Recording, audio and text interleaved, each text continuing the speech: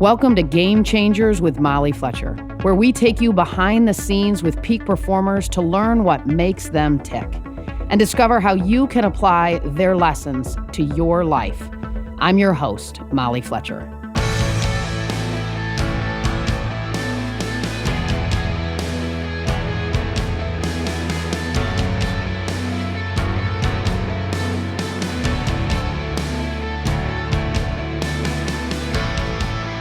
Today's guest is one of the greatest football players of all time. Tony Gonzalez is an NFL Hall of Famer and the league's all-time leader in touchdowns and yards by a tight end. In an incredible 17 seasons in the NFL, Tony was a 14-time Pro Bowl selection and missed only 2 games in his entire career. He played 12 seasons with the Kansas City Chiefs and 5 with the Atlanta Falcons. Today, he's an analyst for Fox Sports and the host of the podcast Wide Open with Tony Gonzalez, where he dives deep into conversations with the brightest minds in business and entertainment to discuss health, wellness, and mindset. Tony is one of the most self-aware athletes you'll meet, with a curiosity and drive that extends to every aspect of his life. In today's conversation, we dig into his habits for success, what drives him, and defining moments that shaped his life.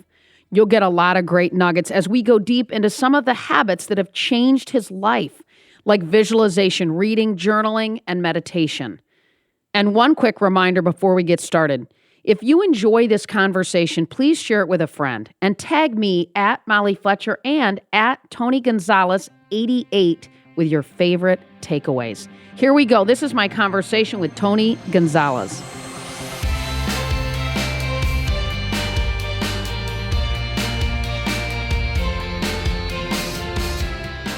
Tony Gonzalez, what a treat to have you on. Thanks for taking a few minutes. Oh, no worries. Thanks for having me. Appreciate it. Well, so I want to dive right in because I know that's how you roll. I've had the opportunity to listen a little bit to your podcast, Wide Open. So tell me, what is the biggest misconception, Tony, you think people have about you? Wow.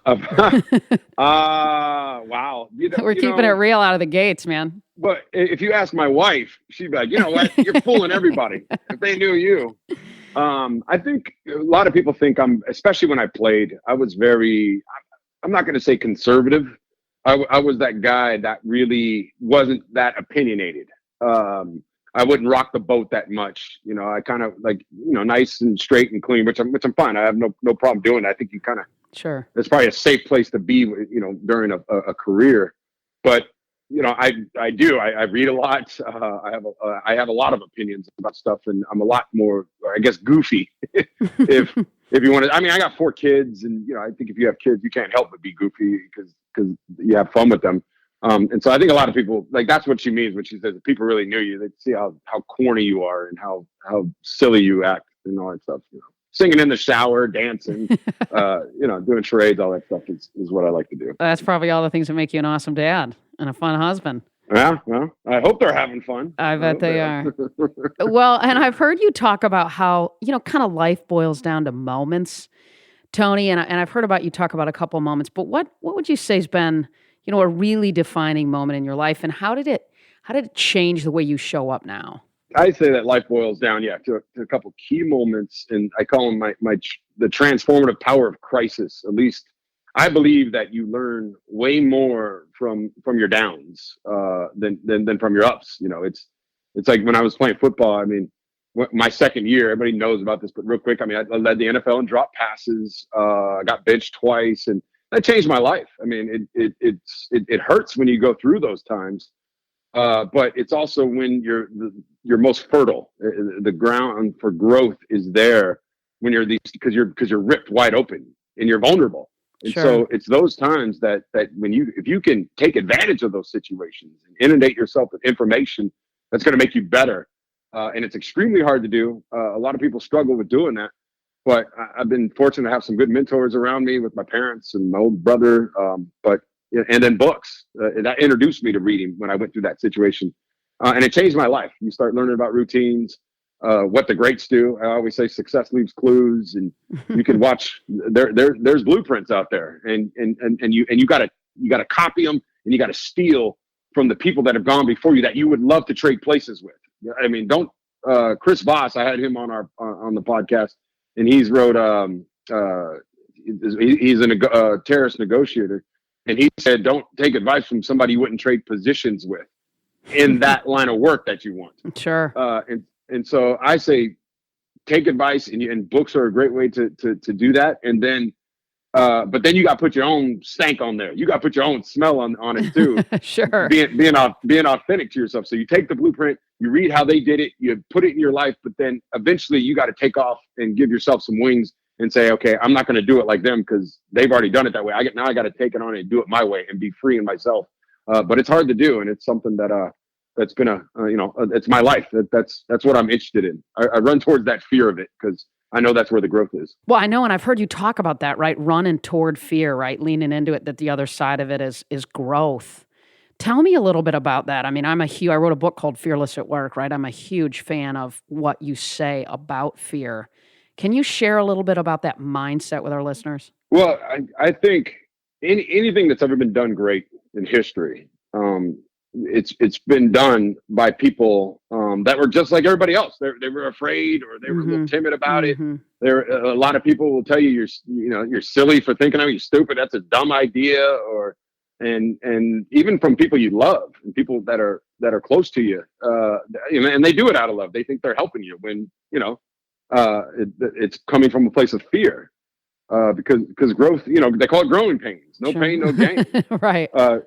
So I've learned that I feel like that's kind of where my barometer. That's how I measure things, is the amount of fear that it gives me in my stomach, that I want to do it, but I'm scared to do it. And I think that's key. It's got to be something that you want to do, but you're scared to do it. I give an example that is I've always wanted to jump out of a plane.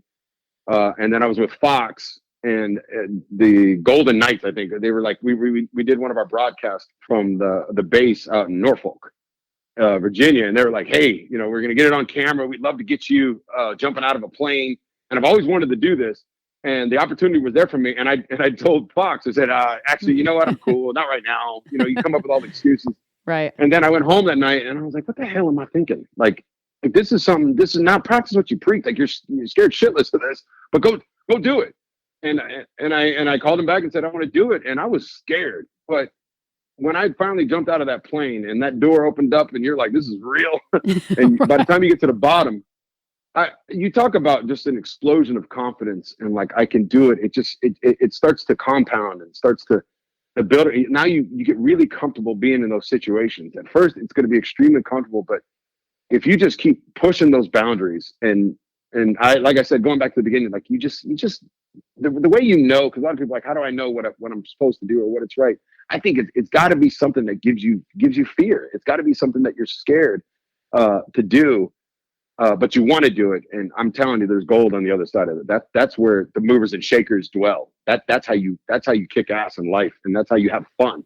And be the best person. Yeah. Well, and I think it's so interesting for people to hear that, because I think people see athletes in these big moments and don't realize all the little moments of fear that you stepped into before to sort of prime you for the big moments of fear, because you almost practiced stepping into it, right? And it made you stronger for the bigger moments that were maybe what the world would view as more scary, but you'd practiced it and gotten stronger at it, right? Yeah, absolutely. And it doesn't. Another thing too, I remember I was reading Michael Jordan's, but the Michael Jordan diaries everybody's watching right now. Yeah. Which I'm obsessed with. Right. But you see the mindset. A book I read a long time ago during that second year in my career. He was like, you can't turn it on and off like a faucet. And so, meaning, and then I heard, his practices were legendary. This is what I'm talking about. You just steal from people that have done it, the people that you would love to emulate. And up until that point, I mean, I'd go hard during practice and stuff, but I wasn't all out. And I remember, okay, I gotta change it, because I'm getting myself ready for that big moment. I'm getting myself. So when the big moment comes, there is no change of demeanor. There's no sense of urgency at this point. Coaches always say, it's have a sense of urgency. I was like, for me, I think the great ones, there's always that. The sense of urgency never turns off. Yeah, for sure. It never does. And a big part of that too is you better find a way to love what you do, because if you love something, the need for discipline, hardcore discipline, almost disappears. to me, where else would I rather be is what I had to get to that mindset. I love grinding it out on the football field. I love catching footballs and I love running routes. The other stuff you can take. I don't like blocking that much, but I had to do it. I knew I had to do that to get to the good stuff, which is catching footballs. And so I was obsessed. I was obsessed with it. And I still think about when I go around a corner in my house sometime, I give that jab step to the right and come back left because it's just part of my personality. I can never just make sure you still got it. I still got it. Yeah, you still got it, man. Kids look at me. My kids look at me like I'm crazy. Well, you just said the word obsession, right? And greatness requires obsession, right? And sacrifice, certainly. Did you ever question it, along the way? Because to be as great as you were as a football player, and certainly and you are in so many other areas of your life as well, it takes a lot of sacrifice. Did you ever question it along the way? Yeah, I think that's totally normal. You're always gonna question it. I mean, the very rare few of us, maybe they don't question it, but that's where I think the love comes in for what you do, and that can guide you if you really, really want it. You can't half-ass it. You can't, like Michael Jordan said, you can't turn it on and off like a faucet. It's got to be like a crusade for you, like a mantra that you carry with you every day. And remember, you don't do this. At least for me, I find it very hard to have that in a bunch of areas of your life. You don't have enough time or the mental capacity or the emotional ability to handle that many things. It's like just that one thing, one or two things. Like you can say, okay, it's my family and my job, and everything else. I don't care about my brand. I don't like that's not that stuff's not important. But that's way down on the list. I used to tell the football player, one of the last speeches I ever had to my team. It was the last speech I ever spoke to my team the night before we played against the Carolina Panthers in my 17th year in the league. And I asked Coach Mike Smith at the time. I said, "Hey, let me talk to the team. This is my last time." And that was one of the things I told him.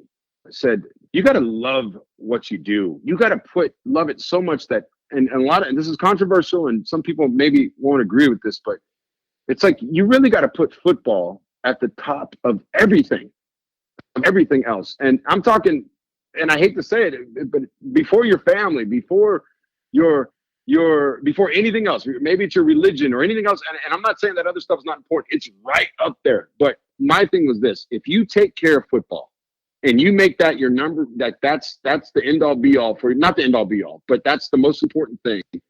Everything else will take care of itself. You will now have that platform to go speak out against whatever you want to speak out against. You'll have that platform to go help your religion. You'll have that platform if you want to go to the front of the line at the club, if that's your motivation, or to have a clothing line or whatever it is in life.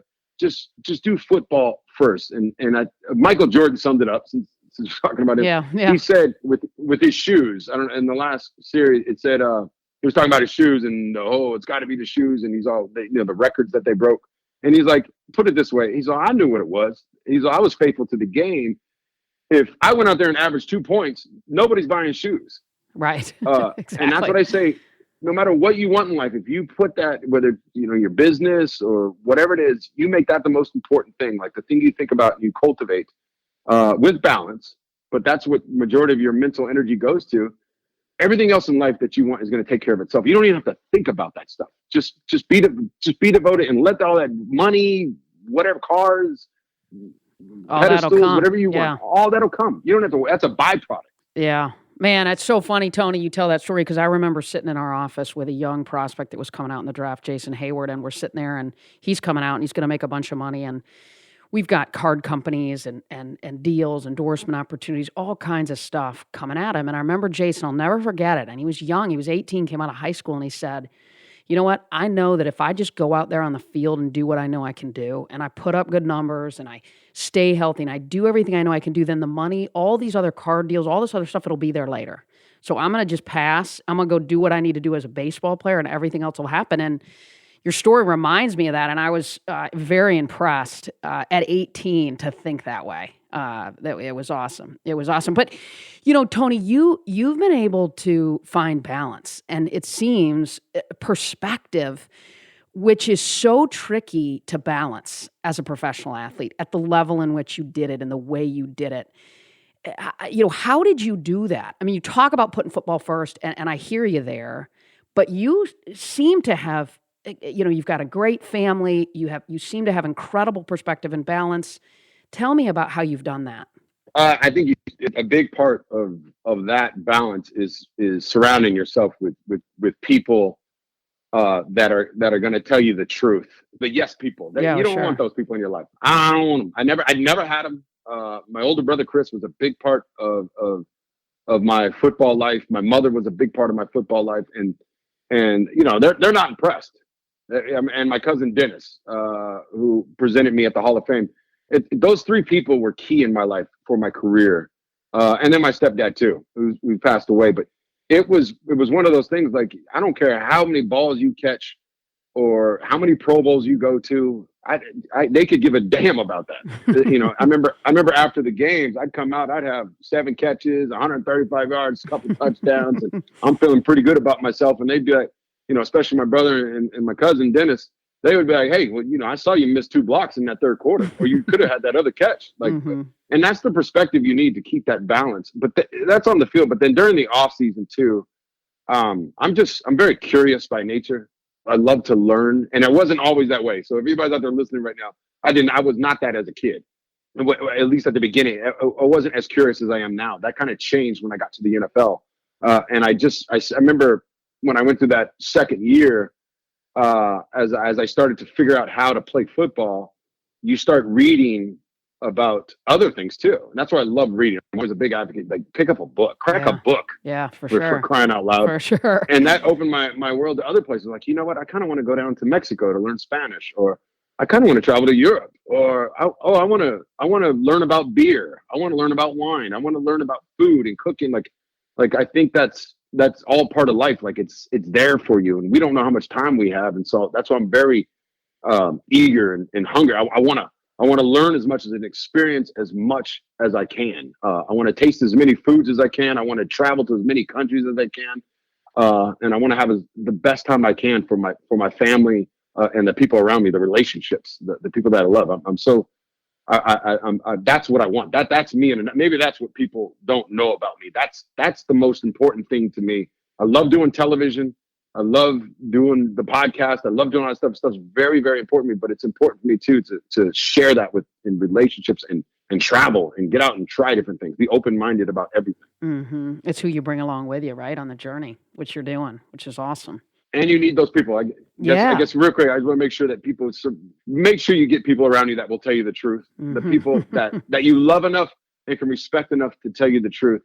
I see so many people. I've met the biggest stars in the world, and they just are surrounding themselves with people that tell them, "Oh man, you're so great. Oh, you're the best. Oh, that's a good idea. Keep doing that." It's like, what are you doing? Like, you need people that love you, that really will tell you the truth no matter what. And you only need about one. One is good. If you can have 2, that's even better. But not that you don't need that many. You don't need that many. Right, and have really no agenda except for you to just show up and be your best self, and to live your best life without an agenda on their part is key too, don't you think? I agree, and I'm sure you've seen it. With your history being an agent and all that, I'm sure you see it. These guys come in and they just have these hanger-ons and these people. Oh my gosh, it's awful. Like, I would want somebody to come, and I did. I'd lose it sometimes. I got caught up in myself. I think that's probably normal. I mean, you got everybody telling you how great you are, and you got this. And I was young and single back then. Right. So I needed my brother and my cousin Dennis to be like, "Hey man, relax. Yeah. Like, you don't need that next drink if we're out at night at a club or whatever. It's like, relax. We're going home. It's time to go home." Well, I know people will say to me, why are because so many former NFL guys are broke, or professional athletes, period. And they'll say, what do you think causes that? I'm like, because there's not enough people around them that are willing to lose the business. They're willing to say to the guy, no, I don't agree with that. And I'm not going to be a part of helping you buy that next car or that fancy this or that, or pay when you're not ready to do it, that have the courage to have the tough conversations. It's true. And we see it obviously in football. I look at Antonio Brown. He's a good example of just, oh my God, unbelievable talent. Arguably the best receiver in the league. And now you just left $40-50 million on the table, gone, that you'll probably never get back. Because, I mean, if he was a friend of mine, I would have went right up to him and been like, "Hey, what are you stupid? Like, right. Like, let's go." Yeah, exactly. Like, I don't know who's telling him this is okay. I remember that he had a video. You hear the video of people in the background gassing him up when he's doing his silly stuff. And they're like, yeah, laughing at. And I'm like, man, if that was my brother or my cousin Dennis, they literally would have grabbed me by my arm and my neck. I'm not kidding you. And it ain't about whooping anybody's ass either. They would have grabbed me by my neck and said, you come on, let's go. Yeah, we're out of here. So. Yeah, for sure. And, you're a huge, visualization guy. I know, and you talk about, how you use that in football and also how you use it now. And I mean, you remind me of the mental, sort of this mindset greatness that we saw in Kobe, that we see in Tiger. Tell me a little bit about how that plays into your life, both when you played, but even now. Well, I kind of always did it without knowing, because I really loved basketball. And I wasn't as good as a basketball player. That's all there is to it. But I remember I would just constantly think about it. And then, that I was always on my mind. I'd see myself making plays. I'd see myself doing better, doing the best I could. And then once I got to the NFL, after that second year, I remember I read Sacred Hoops by Phil Jackson. And he would guide the Bulls through these mental exercises. And I remember Michael Jordan saying, he had his eyes closed in one of these sessions. He's looking around, like, is everybody really doing this? He looked around, everybody was doing it. When Phil first showed up, and he said he did it ever since, since then he did it. He started doing these visualizations. So what I would do before every game is I would think about it the night before I go to sleep. But then before every game, I'd get up, I'd take a shower, I'd sit down at the foot of my bed on the ground, and I'd close my eyes. And for about 20 minutes, I would start just playing the game in my head and seeing myself on the field. But I mean, really seeing it, like with the smell of the grass, with the feeling, like feel the sweat on my face, feel myself coming off a block, see myself making the catch, the amazing catch, the game-winning catch, see myself just really take myself there. And feel it emotionally and physically. And that worked for me. And it's something that I do now. Now I do it every morning, except I do that with my day. I do that with whatever it is. Because I believe success is an emotional place where if you feel powerful, if you feel free, if you feel compassion, if you feel humility, if you like a combination of all those things, if you can get to that mindset, it's kind of like that. Everything else will come to you. It'll flow to you. You don't have to go find it. Some people can say that's bend-in reality or manifestation, and gratitude is a big thing, and forgiveness. Like those mindsets, when you can close your eyes and really feel that, and then put what you want in life, whatever it is you want to have. You want this job. You want this relationship. You want this house. Like really see yourself in it before it comes. And these manifestation meditations they're all over the internet if people want to go find them. But this is what I do every morning before I even get out of bed. I don't even open my eyes. I read that. Yeah, you do it for like 15 or so minutes in the morning when you wake up. Like you just lay in bed. I started for about 3 minutes because at first it's it's new. It's hard. Like anything else. Yeah.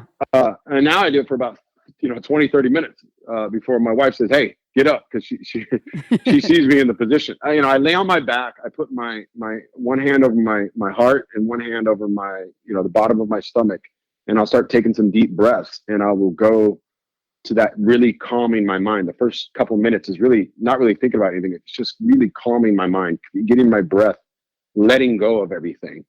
And then I'll start the feeling and I'll just tell myself I am grateful. I am compassionate. I am powerful. I am limitless. I am everything that I wanted to believe, and I believe it. You need to play that pretend game and know it. That's one thing too. That's no matter what genre anybody is who's had success, you better have that unbelievable confidence in yourself that you are powerful and that you're limitless and that you got this and that you're more than enough. And so those are the feelings that I do every single morning. And I've had to learn this. I've always had that on the football field since that second year in the NFL.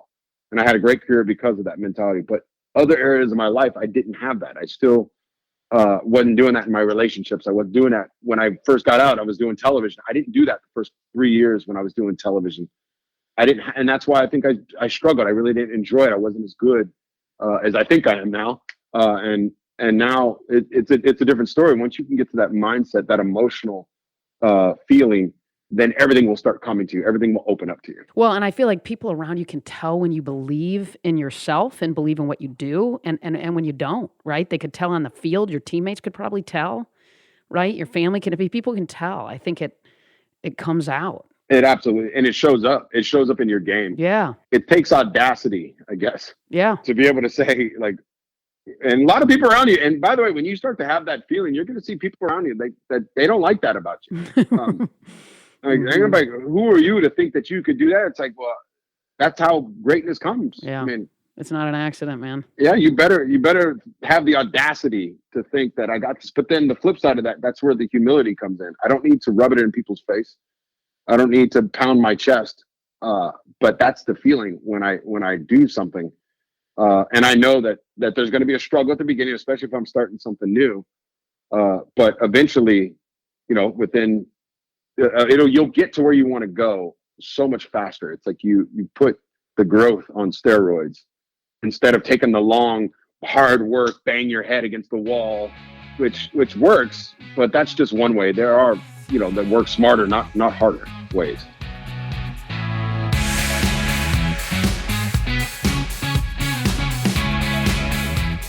We'll get right back to the show, but first, I want to share with you a free video series that I created just for you. Too often, we assume that our potential is some lofty vision hanging over our heads, but never quite attainable. But in reality, our potential is built in small moments. A pro athlete delivers a clutch performance in the biggest games because he executed it 1,000 times in practice. The same goes for you. Master the little moments so you're ready for the big moments. My free Unleash Your Potential video series walks you through 3 simple steps to move closer to what you really are capable of. To get free access, visit 5minutepotential.com. That's 5minutepotential.com.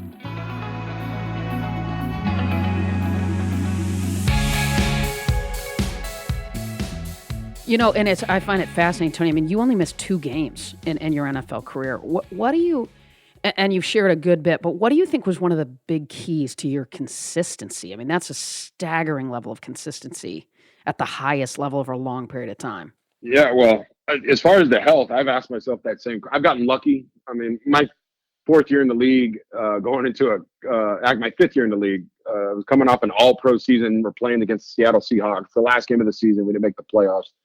And they threw a Hail Mary to me before halftime. And I came down, I didn't catch it, but I came down, some guy landed on my knee. And I heard like a big pop, and I'm like scared. I'm on the knee. They come down, they give me crutches. I have to crutch. And this is the last place, so everybody's running off the field anyway. And I'm crutching to the tunnel. And as soon as I got to the tunnel, I just broke down and started crying. And I got the MRI back, and luckily it wasn't an ACL tear. It was a grade 3 MCL tear. And I'm jumping up in joy, like, yes. And that's a really bad tear, though. And I was out. If that would have happened at the beginning, let's say that happened the first game of the season, I would have missed the whole season. They would have put me on IR. And so I think there's a little bit of luck with that. It's taking care of your body, nutrition. It's learning how to play the game to fall down as far as the injuries go. But being able to be consistent. One thing I do pride myself on is that, just like, you knew for sure every season that I'm going to give you around 80 catches a year, no matter what, and around, almost 900 yards, no matter what. Sometimes it might be a little bit lower, or, I might be into the 1,000-yard territory. But this is what you're going to get no matter what. And the way I did that is it's just every game, no matter what. I was very happy with where I was. Don't get me wrong. I would go out and celebrate with the best of them. I'm a big believer in celebration. I like, sure. Like I said, I was 10 years single in the NFL. I like Vegas. I like Miami. I like to go out. Yeah. I'm not cooped up in my house I'm reading books all day. It's like I would do that, but then at night it's time to go out and have some fun. But at the same time, I was always reevaluating. Okay, how can I get better? I was always searching for that perfect game. And I think that's really what a lot of people that have achieved greatness, it's like, it's kind of never enough. And it should be that way. And it really, really should be that way. It is never enough. So don't ever think you're going to get there and then it's time to relax. No, it's like you're going to get there and then you're going to reevaluate and say, okay, how can I get it better?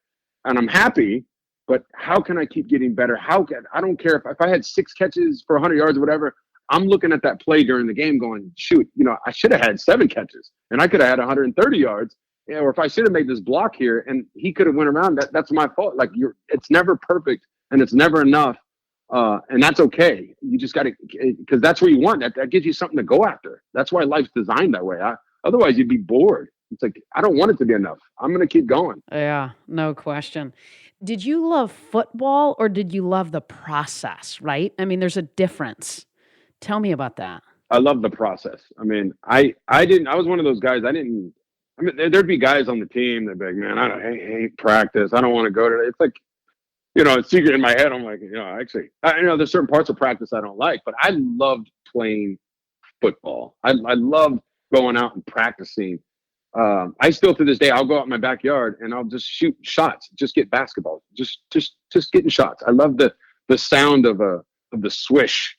I remember Kobe Bryant when he was a rookie. He came in there interviewing him, and he's holding a basketball during his interview, and he's a young 18-year-old, and they're asking him, and he's like, "I love basketball. I love the process. I love this. I love the smell of a basketball. I love the smell of a gym.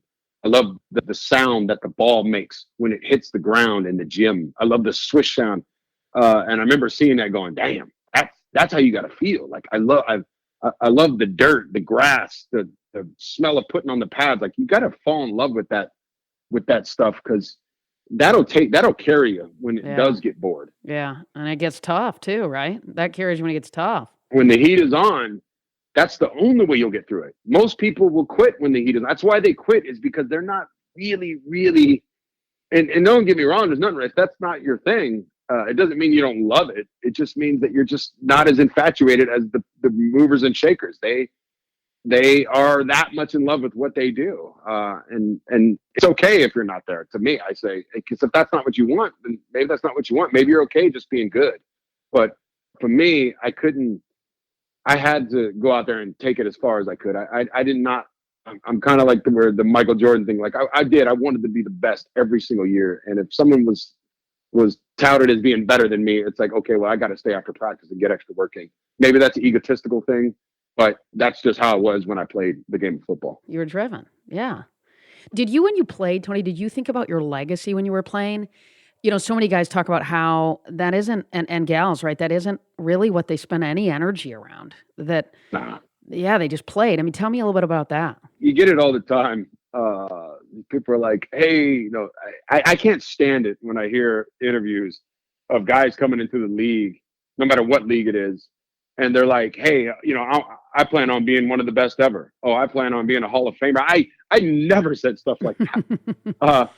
Because first of all, it's so far off. It's like, first of all, you're going way too far with your goal. I mean, you haven't played an NFL game yet, dude. You haven't even played yet. Like, just try to be like, hey, my goal right now is to be a starter. And then once I become a starter, my goal is to, to grade out 85%, 90%. And then, I got this. I believe in leveling up in levels. Like, that's the problem with a lot of people. They say that's the problem with millennials. It's like, you want to be on the mountaintop, but you don't want to climb the mountain. It's like, it all comes in levels. It's all leveling up. It's all steps. I say that all the time. It's all about leveling up. You don't just leapfrog to the top. It's very rare to win a lottery ticket, Right. It's not common. Is that how you approach goal setting too, Tony? Like, do you have long-term goals, or are you more focused on sort of short-term metrics that you just lean into getting better every day, leaning in toward some short-term metrics? I'm short-term. And when I say short-term, I do have my I do it in 3 years. 3 years. I break it down. I write it down on a piece of paper where I want to be in 3 years. At this point in my life, it's more of an emotional thing. And like, hey, I want to be happy. I want to have forgiveness. I want to be about, because I feel like all that other stuff will come if I'm there. But I do have certain goals too, with job goals, relationship goals. And I did all this stuff while I was playing, for sure. It wasn't just, okay, I want to be all pro this year, but I also wanted to be the best father I could be, the best husband I could be, help give back in the community. It was always 3 years. And then really, I would break that 3 years down to 6 months. Like right now, one of my main goals in life right now is within 3 to 6 months. 6 months is my stopgap. I want to be able to speak fluent Spanish. That's awesome. I heard that. But I mean fluent. And I can speak Spanish, and I've been really struggling. This This is kind of a good example. Anybody out there who ever wants to learn a language, don't take my example. I've gone down to Mexico to learn Spanish. I've gone to Costa Rica. I've spent a month down there, and then I'd come home and I wouldn't study it for another couple months. And I've had this really 15-year dance with trying to learn a language, and I can get by. I'm highly functional, no problem with that. But to be fluent, I'd like to be able to do an interview like I'm doing now in Spanish, but all in Spanish, and that's going to take daily sacrifice and passion. Like I have to approach it like I approach football. It has to be one of the most important things in my life. Otherwise, I will never become fluent. And there's different levels. I guess language is another way to teach well, if you just want to be functional, you don't need to put that much time into it. Right, exactly. If you just want to be functional. But if you want to be great, you got to lean into it every day. Every day. And I do it for around, and well, the way a typical me style, like it started out as about, okay, I'm just going to do 30 minutes a day. Then that turned into an hour. And now because of the COVID, everything, like I'm there for 2-3 hours a day now studying. And I'm enjoying it now. Like, the first 2 weeks are so hard because you don't really understand everything. I'm talking when you're like listening to watching television and listening to podcasts in Spanish, because you don't understand everything. It's no longer, hey, me llamo Tony. It's not, that's the basic stuff. And you're like, this is worthless. It's not working. And that's when a lot of people quit. Sure. When it gets hard. At the beginning. Before it even starts, they're like, oh, you know what? I spent a couple of weeks doing that. I did 3 weeks of it, and it was just too hard. I knew it would take forever to get it. And that means you just didn't want it bad enough. And I did in the past. I just didn't. Other stuff was more important than Spanish. But I know now I have to put everything I can into it. Otherwise, it's work. I'm spinning my wheels. That's fantastic, man. That's awesome. What a gift. I mean, to be able to speak another language, particularly like Spanish. Good for you. I'm learning. Tell me this. What was the hardest part about, transitioning to TV? I mean, you've obviously leaned right into it. I know you had a transition from CBS to Fox, but tell me a little bit about that transition for you. Well, it was at the beginning, I was on the main desk over at CBS, and it was a dream job. Still is a dream job for me because I really liked it. At the beginning, actually, I think I was learning to love it because I didn't know. I remember I'd never done this before. Obviously, I played football my whole life, and so that's the hard part about totally starting something new. This is all athletes.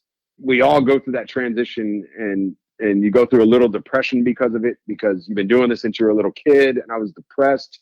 I'm not even close to being comfortable with my media, and a lot of that too was because while you play, like I said, I was very conservative, and so when you put a microphone in front of me after a game, I wasn't open. I wasn't Tony in front of, like the real Tony in front of that camera.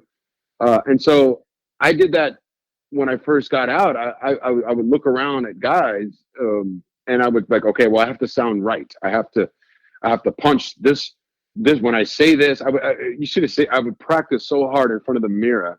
And it's hard at the beginning. You're just not going to be that good at it because you don't have the experience yet. Sure, the reps. You don't have the reps, and it struggles. It's going to be uncomfortable. You're going to feel like, man, I suck at this. I'm no good at it, and I got to be okay at it. And then after my third year, because of being away from my kids so much, that's why I left CBS. Really, ultimately, the biggest reason why is because it shot in New York, and I was flying out there every week, and that would be 3 days gone from my kids, sometimes 4 days. And so, but also beside that, I wasn't being me on television, and I knew it, but I was doing okay at it, okay enough to where CBS was like, hey, we want you back. And I almost, I was going to re-sign with them. And then this is kind of like the big growth spurt for me, that another transformative power of crisis for me, where I'm sitting in Spain with my wife, and the contract's done now with CBS, and she's like, "Whoa, are you glad to get that over with?" And I'm like, "Yeah." And she goes, "Well, that's pretty cool. I mean, now you don't have to worry about that. You got another 3 years. You just have to sign the deal." And I start thinking about it, and I got this like cold shiver over me. It's not even just with the television. I started shaking, and I started crying because this fear, this absolute anxiety attack came over me, because I felt. It just dawned on me that this whole first 3 years, it took 3 years of going through this, that I was in a bad place. I was feeling like I wasn't being authentic. And when I was on camera, I was not comfortable. I was not doing what I wanted to do. I was spending time away from my kids. I didn't want that. I was doing a lot of things that made me feel like an imposter, and it scared the shit out of me. And I started crying. And that's when things changed, though. It's like I hit that rock bottom, and a couple more days went by, and I decided, you know what? I can't do this. I can't. And I told my agent and my manager that I can't do this. And, they flat out, they were like, you're making a career decision here. There's no other spot out there for you to get. If you do quit, understand that television, it's not over for you, but you're taking a huge step backwards from a pay standpoint, and from just being, from a notoriety standpoint. It's like you're going from pro football back down to high school, let alone college, because there's no jobs out there. And I said, I don't care. I'm so tired of being a fraud. I felt like the biggest fraud. That's awful. Sure. And so I let go. Good for you. And said wherever I land, it's gonna work out. I know it is. But I can't stay here. And a lot of people don't make that decision. They'll stay in a position that they're unhappy for. But here's the thing, Molly, that the world opened up to me. It's really crazy. Like, you get rewarded for going through your fear. And I'm not telling everybody out there to quit their jobs or if you're unhappy or leave that relationship if you feel like you've been in a fraud. But I do believe that life will open up, and sometimes it'll get worse. And actually, it did not get better right away. It probably got a little worse. I went through a bigger depression, but I did feel free. I did feel like, hey, I'm back. This is how living is. When I play football, this is how I finally felt how I felt when I was playing football again. And I'm not even talking about the game. I'm talking about just the emotional. Hey, I'm not in control, but I'm here. I'm doing it. I'm living it on my terms. And we'll see how it works out. And it's funny how a job opening opened up at Fox right when I decided to quit. Somebody else decided to quit at Fox. Tillman, the defensive back. Sure. He went to go become an FBI agent. Right. And I slid right into his spot. And then at Fox, I've been able to grow in my position. And now I get to work with guys like Howie and Terry and Michael in my hometown, 10 minutes from my house. Yeah. Instead of a 9-hour commute on a plane. Yeah, and you can't raise those kids again, right? There's no do-over there. Yep, and that's the thing about it. It's funny. It's really, really, you see this theme throughout everybody that I've had on Wide Open or any book that you read. It's the movers and shakers are the ones that can go through those fearful situations and stay authentic to themselves and not lie to themselves, not say, okay, well, I'm going to make this fantasy up to be able to live here. You just have to have a drawdown plan. If it is something like with your job, don't just quit and then not have any money. It's like, okay, well, try to make sure that you got something there for you. And then sometimes you can't. Like there, I had I guess my safety net was that I played in the NFL. So yes, I was able to make a good living and I can afford to not work. But it's funny still how everything opened up for me. What I'm hearing is just be true to what you hear inside of yourself and lean into that, even when maybe some other people are telling you not to. I mean, you trusted yourself, which is super cool. Super cool. And I had to, because I was like, I can't go back to feeling that way. I can't live my life like this. It's not going to. For sure. That's not sustainable. It's not sustainable. No. Tony, of all the guests I've had on my podcast, one of the things that, and I've heard you talk about it a lot in now and in other sort of mediums, but is a common thread of curiosity. And, I don't think people talk about curiosity enough. You are always and have been so naturally curious. How do you think that bubbled up inside of you? I mean, you talked about some tough times when it bubbled up. And how do you advise people to allow that to unlock inside of themselves? Because to me, that's how we grow. I 100% agree with you. That's what I tell my kids every night. I'll stay curious, be curious. I have it. Literally, I had this sign drawn up, whatever. My wife got it, but it says, "I am curious." I want my kids to see that every day, because I want them to know that that's one of the key components in life on how you get better. And it stems from curiosity. To be able to, when you're reading, you are learning something. That's why I encourage people, if you want to start to be curious, go find a book that you're interested in. And I don't care what it is. I read nonfiction, but you can read fiction or whatever it is. I love biographies. I love hearing stories of people's lives and how they got through it and how they leveled up because of it. that's really the only reason you write a biography is Right. obviously it's somebody who went through some tough times and got through it. And you'll see that through every biography you read. But the way you cultivate it, I don't know. I honestly, that's a question I struggle with because I grew up in a house. I had 3 older brothers. 2 of them are adopted. Are they the most curious guys? I don't know. They're good people. They got their things going, but they're not overly curious about things, and some people do. They get comfortable with where they're at in life. I'm sure those people are probably not the ones listening to this show. The people that are listening are the ones that are curious. They're okay. How can I learn more? And I say, whoever's listening to this right now, you're on your way. You are curious. Just sitting here listening to this conversation. But the way you get that going. Even more so is to keep reading. I write stuff down. Write where you want to go. Not just with your job, but with your relationships. Where you want to go in the world, the foods you want to eat, and then start researching it. We have these tools in our phones, and that's another thing. Like put that instead of using that phone for so much entertainment. Yeah. Like use that thing to research. And help yourself. That's the only. Here's the thing about it. I always tell my kids, I'm like, you're not. Yeah, you're helping me. You're probably helping me relax a little bit more as your parent because I know you're doing the right thing, so I don't have to work as hard to discipline you or whatever it is. But really, you're helping yourself. You're. That's what it is. Being curious to give yourself the best life possible, and something you deserve, and all those things. Like this is your birthright, is to keep leveling up, and you have the ability. And you are powerful, and there's nothing that can stop you. You have what it takes. There's no doubt about it. Yes, you do. And there's people out there that have risen up, that have been in way worse circumstances than you have, and they've made it work. And because they can do it, there is no doubt, the way I believe too, if they can do it, I can do it. And all you have to do, it starts with that curiosity and learning about how you work, about how the world works, and knowing that it's always evolving too. There is no right way. Absolutely. Yeah. And you're never done, right? We're never done. We're never through. Never through being curious. And that's the beauty of life. That's what makes you want to get out of bed. That's hey, there's more to learn. There's more to get to keep going. And it doesn't happen every day.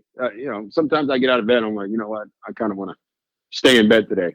Well, not literally, but you kind of, like, hey, I'm going to take a day off and give my brain a chance to relax and just chill out. And I'm going to do that. But then I'm going to get right back into it the next day. I've heard you talk about journaling and writing letters to yourself. When did you pick that up? When did you pick that practice up?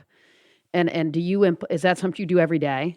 When I was in the NFL is when I started that, especially as I started to get going in my career. I would do stuff to motivate myself. And so I would write myself letters like, hey, they're doubting you. They don't think you got what it takes. You had a good game last week, but what are you going to do this week? Like go out there and make it happen. You deserve this. Put in the work. Like I would write I would just write myself motivational letters. And I would do that every week during the season. I would even do it during the off season. Now I have journals. I have 4 or 5 journals going. They're just notes to myself. They're thoughts. Anytime I get a thought, especially I like to read. And this is a way. Here's a tool that I've learned that puts your reading. When you're reading a book, when you decide to start reading, what I would recommend. I'm not big on speed reading. And I know Jim Quick. I don't know if you've had him on your show. He's a speed reading guy. I'm not big on that. The reason is I want to take my time when I'm reading a book. I want to consume the book, and so I will have a highlighter, and I will have a journal next to me. And if it's especially a book that I really want to consume, I really want to take this expert's opinion, because usually it's an expert who wrote it, and I want to make it me. And so I will highlight what I really, really like. And I have like a little numbering system. I put an 8, 1 8, 2 8s, or 3 8s. For stuff that I really, really like, it's 3 8s. Where it's kind of medium, it's 2 8s, and then 1 8 of just. And then off of that, anything that gets a 3 8, I will put that in my own words in my journal. Oh, and then when I'm done with the book, now, because people read the book and you put it away, and you kind of forget most of the things you read within the next but a month later you're like, hey, what was that book about? You're like, shoot, I forgot. Right. But with this way, because now I have that journal, and that journal, I will read from my journal I will read from that journal for the next year. Really, I will That's awesome. I will go over it, and now I'm like, so I remember everything, and it stays fresh, and now it becomes part reps. That's everything in life. Is you keep repping to yourself the information that's in that book, and so when you hear enough how great you are, and how patient you are, and how compassionate you are, and how to do it, and little things, and then you put your own spin on it. You put it into your own words, and a note to yourself.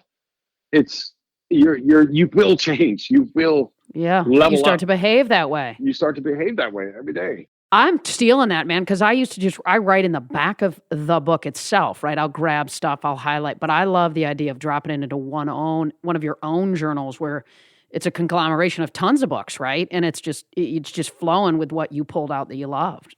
I love that. That's cool. Absolutely. Tony, tell me, what's one habit that's changed your life? Like one habit that's really changed your life? I think reading. I know it's pretty simple. That changed my life. That when I picked up that first book by Vince Lombardi, when I went to the store to buy it, since then it's been thousands of books, and I never read before. Never. Even required reading at school. It was tough to get me to sit down and crack a book. But that changed everything. And I think that's one of the best habits. You know, when you see all these experts on TV getting interviewed, and they do it from home, especially now because of what's going on. Mm-hmm. Look in the background. I know. Just look at the background of these interviews of these doctors and experts, and coming from their home. And it's lined with books and books and books. And so that is really, really, if you are serious about change, you need to start reading and learn from the people that you admire most. Or there's great stories like, spirituality, whatever it is, Deepak Chopra, there's Dr. Wayne Dyer, there's so many books out there that even if you're looking for like a fiction, the monk who sold his Ferrari, I don't think it's a true story, but it's like a fable to help you get better, written in story form. Like if you're not into just the science books on mental health or whatever. Sure. Just pick it up and start is what I'm hearing you say. That's awesome. That, and then meditation too.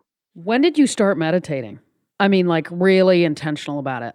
Really intentional? Probably, I'm talking like daily meditation. Right. That didn't start until I've always meditated, at least for the last, almost 20 years now. But daily meditation is probably about 2 years ago. Okay. Yeah. Boy. When I started doing it every single day. And you've noticed it. Oh, it's like you go a day without it. And it's tough. It's not tough, but I don't ever go more than a day without it. And it is pretty consistent in my life. The only reason I would do it is if I got to go to work at 6 a.m. or something like that. Right. And even then I'll do like a 5-minute meditation. By the way, for people that want to meditate, there's meditation apps out there. They're all over Oak is a good one. I love that one. And then I started fasting too. Intermittent fasting is another thing that I've really seen a difference in my health and my ability to concentrate and focus. I know. I'm gonna lean into this morning smoothie action you got going. I've seen the clips on it. Yeah, I gotta try it. Yeah, I love it. Listen, you've been amazingly generous with your time. So I just want to wrap with rapid fire. So I'm gonna hit you with some quick questions. You just fire rapid fire back. You got it? Sure. Let's do it. Introvert or extrovert? Introvert. What are you currently reading? What's something you're reading right now? Okay. I can't pronounce it. It's about the Okinawan people that are living to be 100. And I am somewhat rereading Joe Dispenza's book, How to Becoming Supernatural. Cool. Awesome. Okay. What's your favorite app? I like the Zero app. It's about fasting. Yeah, I've heard you talk about that. Yeah, I like the Zero app because it's helped me intermittent fast. And then I like this Translate app, like where they, you can speak into it English to Spanish, but that's to help me with my Spanish learning. Yeah. It's amazing. That's awesome. What's your biggest pet peeve? People that aren't open-minded. People that think that their truth is everybody's truth. It's so hard because people love the way they, everybody thinks they're doing it the best they can, and they're right. And they are. I believe they are, coming from their level of consciousness. But to think because it works for you that it has to work for me I can't stand that. I open mind, open heart. And especially right now, what's going on, you see a lot of that right now. There's not too much open-mindedness. Yeah, not enough. One thing you can't live without. Books. There's a theme, I think, man. What was your welcome to the NFL moment? Oh, man. I remember I held out for 9 days. I missed camp. I was a rookie, obviously.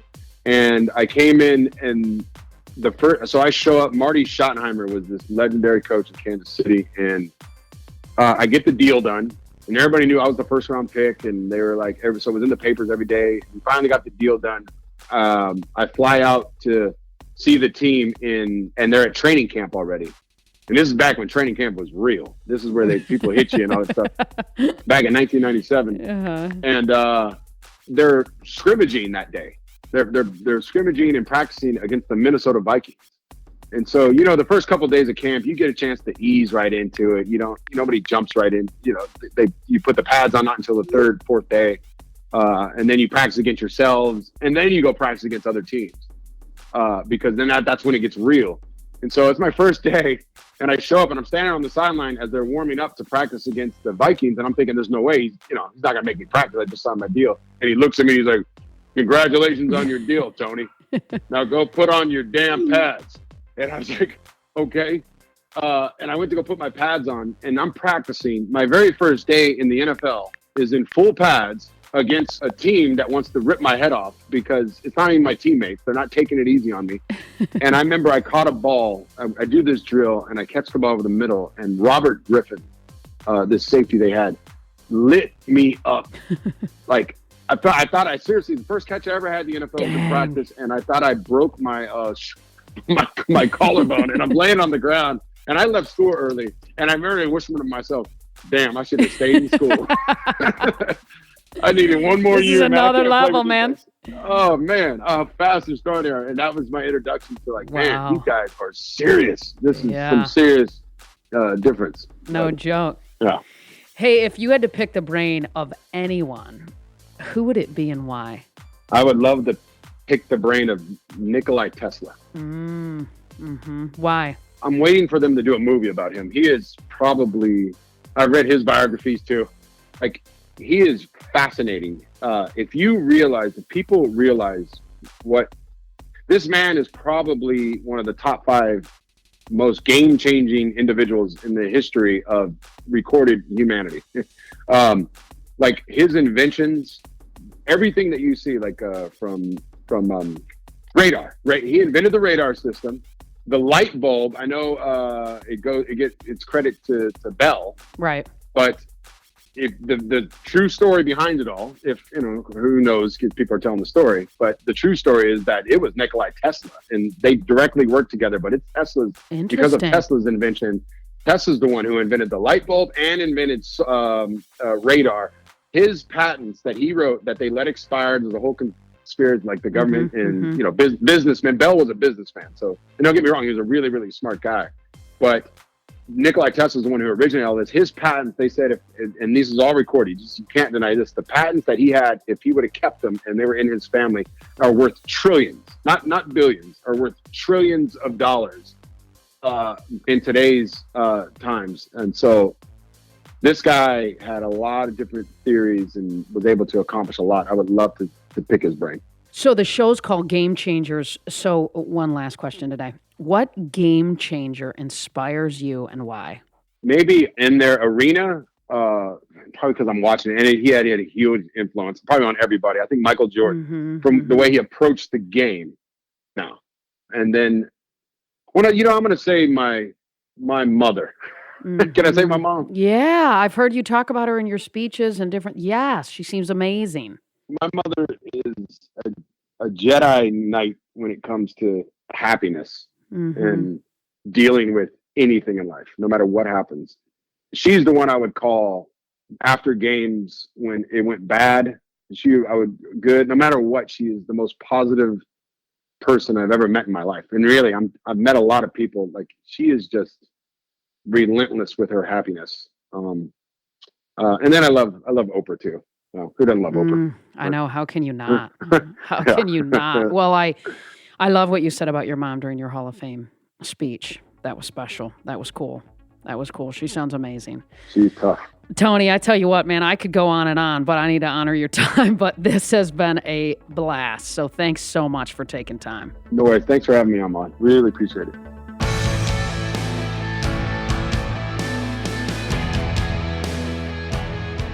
Thanks, as always, for listening to Game Changers with Molly Fletcher.